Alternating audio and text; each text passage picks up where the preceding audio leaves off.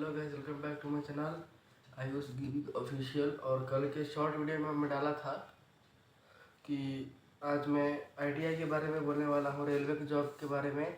तो आप डिटेल से देखिएगा, वीडियो स्किप मत कीजिएगा। आपको डिटेल में समझाऊंगा कि इंडियन रेलवे में लोको पायलट बनने के लिए क्या क्या स्टेप बाय स्टेप करना पड़ता है, रूल क्या क्या रूल होता है, कैसे कैसे कितने बोर्ड एग्जाम में मार्क्स इम्पोर्टेंट होते हैं, उसके बाद बोर्ड एग्ज़ाम होने के बाद किस में ज्वाइनिंग करना चाहिए, उसके बाद आईटीआई करना चाहिए, मतलब क्या क्या करना चाहिए आपको स्टेप बाय स्टेप इसमें समझाऊंगा। तो वीडियो को स्किप मत कीजिएगा, आराम से देखिएगा, नहीं तो आप घबरा जाइएगा, आपको समझ नहीं आएगा कुछ भी। तो स्किप मत कीजिएगा, देखिएगा वीडियो का कंटिन्यू, आपको मैं समझाता हूँ अभी।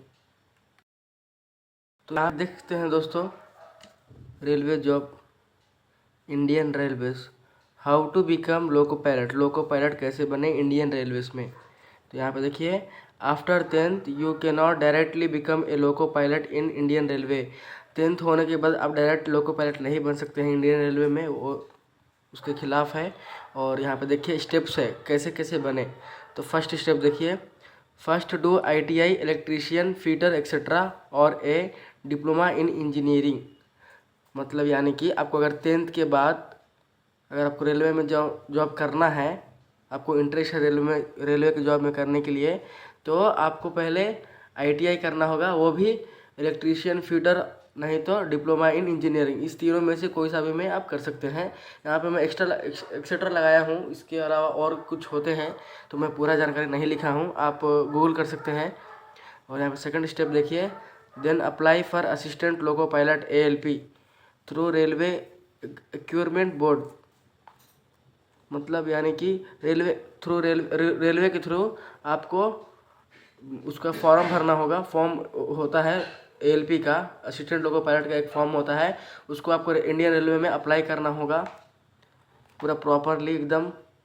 और यहाँ पे थर्ड स्टेप देखिए, clear exam CBT 1 CBT 2। CBT मतलब कंप्यूटर बेस्ड टेस्ट होता है, ये कंप्यूटर साइंस आपको आना चाहिए।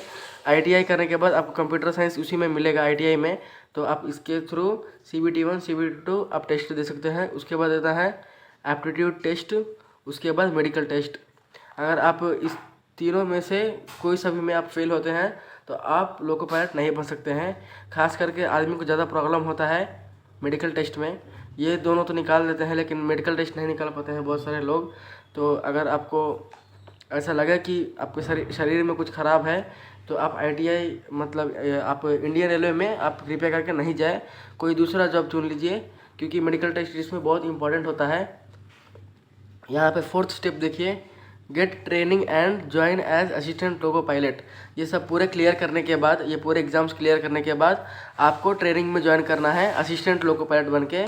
यानी कि आपको सीनियर लोको पायलट के अंडर में काम करना है और ट्रेनिंग लेना है, 6 महीने से 1 साल तक ट्रेनिंग लेना है। उसके बाद after experience get promoted to loco pilot. जब आप असिस्टेंट लोको पायलट में ट्रेनिंग लेंगे सीनियर लोको पायलट से, जब आपको एक्सपीरियंस मतलब अनुभव हो जाएगा, तब आप प्रमोट हो सकते हैं लोको पायलट के लिए। उसके बाद अभी ये पूरा इतना ही, उसके बाद ये पूरा कंप्लीट कर लिया गया तो आप इंडियन रेलवे में लोको पायलट बन सकते हैं। और यहाँ पे देख सकते हैं सिंपल पाथ, यहाँ पे मतलब शॉर्टकट में आपको समझा दे रहा हूँ। और एक बार पहले 10th कर लीजिएगा अच्छे मार्क्स से, उसके बाद आईटीआई इन डिप्लोमा, RRB ALP का एग्ज़ाम फॉर्म भर लीजिएगा, एग्ज़ाम कंप्लीट कर लीजिएगा। उसके बाद जॉब करिएगा किस में, यहाँ पे असिस्टेंट लोको पायलट में ज्वाइनिंग कीजिएगा। उसके बाद आपको सीनियर लोको पायलट आप बन सकते हैं। तो ऑल द बेस्ट आपको। ये आपका सोच बहुत अच्छा है, जो आप इंडियन रेलवे में जाना चाहते हैं, सेवा करना चाहते हैं लोगों का। तो यही था आज का वीडियो में। तो ये पूरे क्लियर करने के बाद आप फाइनली लोको पायलट बन सकते हैं। और ये असिस्टेंट लोको पायलट जो है, ये मतलब सीनियर लोको पायलट के अंडर में काम करता है, यानी कि उसको अनुभव करने के लिए, उसको सीखने के लिए थोड़ा टाइम लगता है। तो 6 से 1 साल तक आपको इसमें निकल जाएगा। और CBT 1 CBT 2 आप देने के बाद, एप्टीट्यूड टेस्ट देने के बाद मेडिकल टेस्ट दे सकते हैं। उसके बाद पूरा फाइनल हो जाएगा, क्लियर हो जाएगा, तो आप असिस्टेंट लोको पायलट बन सकते हैं। उसके बाद आप लोको पायलट बनेगा। असिस्टेंट लोको पायलट में जब आपको अनुभवी हो जाता है तो आपको जैसे गुड्स ट्रेन को चलाने के लिए मिलता है, मतलब मालगाड़ी को चलाने के लिए मिलता है। अगर आप उससे भी ज़्यादा एक्सपीरियंस हो सकते हैं तो आपको लोकल ट्रेन मिलता है चलाने के लिए, और उससे भी ज़्यादा अगर आप एक्सपीरियंस हो सकते हैं तो तब आपको मिलता है super fast express, like Vande Bharat, Amrit Bharat express. वैसे बड़े बड़े ट्रेनों के लिए आपको हायर करा जाता है चलाने के लिए। तो असिस्टेंट लोको पायलट में सैलरी बहुत कम होता है, अराउंड 50 to 70,000 में होता है। और जब आप सीनियर लोको पायलट बन सकते हैं, जब आप सीनियर लोको पायलट बन जाइएगा तब आपको सैलरी बढ़ेगा, 1.5 लाख से 2 लाख महीना का मिलेगा आपको। 1 लाख to 2.5 लाख तक महीना का मिल जाएगा पर मंथ। और अगर आप सुपर फास्ट चलाते हैं और बहुत अनुभवी हो जाएंगे आप, 20-30 ईयर्स एक्सपीरियंस पर्सन हो जाएंगे अगर रेलवे में, तब आपका सैलरी बढ़ भी सकता है, 5 to 6 लाख पर मंथ हो सकता है, 5 से 6 लाख महीना का मिल सकता है आपको। तो ऑल द बेस्ट गाइस, आपको आप भी बनिए, और मेरा भी ड्रीम यही है, तो मैं भी बहुत ट्राई करूँगा इसके लिए। और बाकी बात मिलते हैं अगले व्लॉग में, तब तक के लिए जय श्री राम।